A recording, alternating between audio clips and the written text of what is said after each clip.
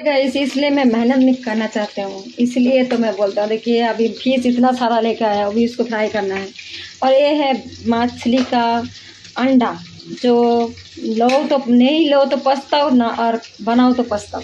इसके साथ सारे मैरिनेट कर दे मैंने अच्छे से। धनिया पत्ता है, ये है, और मस्त बना रही हूँ। देखिए बना तो रही हूँ पर मेहनत बहुत है।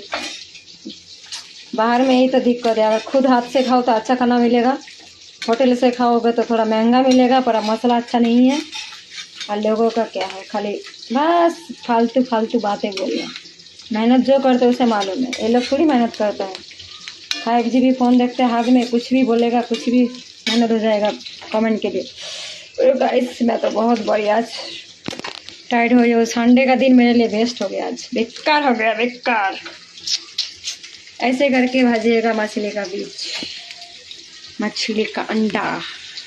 मस्त है ना? वाह, सो लुकिंग ब्यूटीफुल। खा लो, यहाँ देख देख के खाना खा लो बस।